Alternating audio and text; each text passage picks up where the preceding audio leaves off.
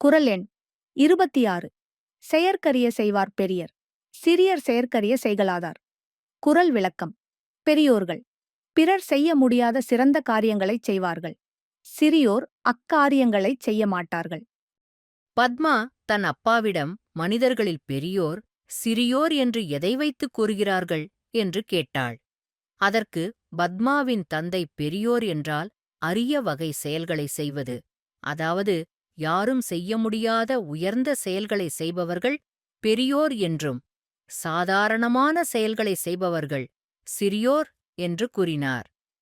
அப்படியென்றால் உங்களுக்குத் தெரிந்த பெரியோர் பற்றி சொல்லுங்களேன், அப்பா என்று கேட்டாள் பத்மா. நிறைய பெரியோர் இருக்கிறார்கள். அதில் பாலம் கல்யாணசுந்தரம் ஐயா அவர்கள் எனக்கு பிடித்த பெரியோர் என்று கூறினார். அவரைப் பற்றி கொஞ்சம் கூறுங்களேன் என்று ஆர்வமாக கேட்டாள் பத்மா. பாலம் கல்யாணசுந்தரம் ஐயா அவர்கள் நம்ம தமிழ்நாட்டுல திருநெல்வேலி மாவட்டத்தில் பிறந்தவர். சிறு வயதில் இருந்தே மற்றவர்களுக்கு உதவி செய்யும் மனப்பான்மை கொண்டவர். தன்னால் முடிந்த உதவிகளை சக ஏழை மாணவர்களுக்கு செய்து வந்தார். கஷ்டப்பட்டு படித்து முதுநிலை பட்டம் பெற்று ஒரு கல்லூரியில் நூலகராக பணிபுரிந்தார். தன் வாழ்நாள் முழுவதும் தான் சம்பாதித்த ஊதியத்தை ஏழைகளுக்கும் மாணவர்கள் படிப்பதற்கும் தொண்டு நிறுவனத்திற்கும் வழங்கிவிட்டார் என்றார் பத்மாவின் அப்பா. அப்படியா?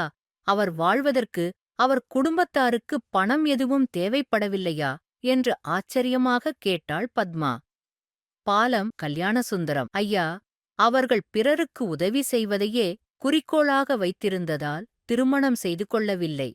தான் தினமும் கல்லூரியில் வேலை செய்து முடித்த பின்னர் வெளியில் பல மணி நேரம் இரவு வரைக்கும் வேலை செய்து அதில் வரும் வருமானத்தில்தான் அவர் வாழ்ந்து வந்தார் என்றார் பத்மாவின் அப்பா. அப்படியா? என்னால் நம்பவே முடியவில்லை அப்பா.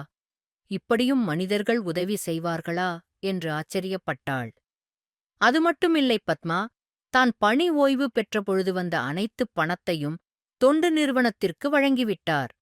உலகத்தில் உள்ள அனைத்து நாடுகளும் அவருக்கு விருது வழங்கி கௌரவித்திருக்கிறது. அந்த விருது பணத்தையும் தொண்டு நிறுவனத்திற்கு வழங்கிவிட்டார். வயதான காலத்திலும் சேவை செய்து வருகிறார். ஆதலால் இவரை பெரியோர் என்று கூறலாம் என்றார் பத்மாவின் அப்பா. கண்டிப்பாக இவர் பெரியோர்தான் என்று ஆணித்தரமாகக் கூறினாள் பத்மா.